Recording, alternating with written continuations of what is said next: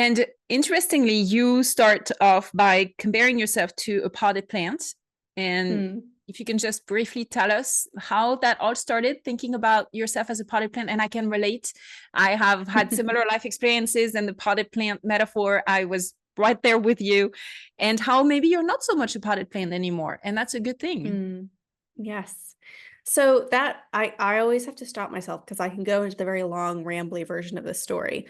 But at the end of the day, the story happens, it opens the book, and it was after I'd finished my doctoral studies and I was moving out of my house. And I have moved, my family moved a lot when I was a child. My mom would always say we moved 16 times and 6 times internationally.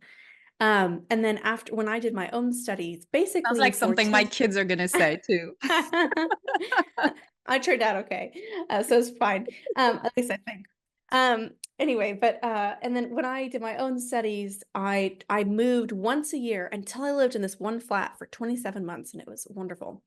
And I was sitting on my stoop getting ready to leave this flat, and I was trying to decide what to do with this little potted plant that I had. And I'd kept it alive while I was finishing my PhD, and it was starting to look a little bit scraggly because it had kind of outgrown its pot. And I felt kind of like I couldn't just throw it away, the garbage, but then I thought, well, I can't take it with me, or maybe I could give it to a friend, but it was kind of an ugly plant, so I felt kind of guilty burdening someone with this less than lovely gift. And I just had this moment where I thought, I feel like a potted plant. I have grown, right? I am growing, I can feel that, but I'm getting too big for my pot.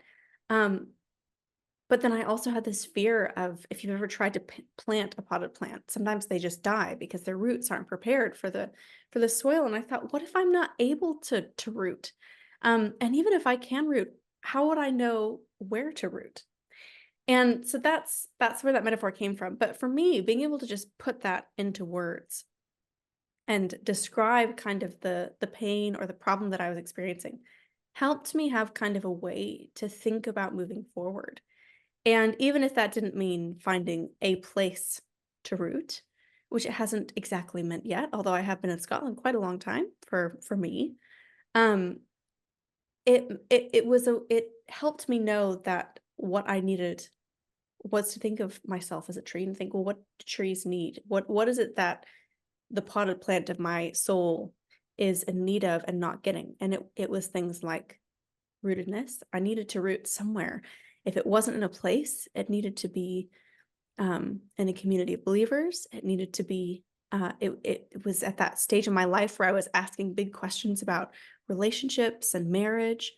And so bringing that to the forefront of my mind gave me a way to think and pray about what choices I needed to make next. And the last couple of years of my life, in many ways, have been kind of that journey of planting and finding more sources of nourishment and not kind of living the portable life, even though I haven't necessarily found the place to belong in that Wendellberryan kind of ancestral farmland way. Mhm.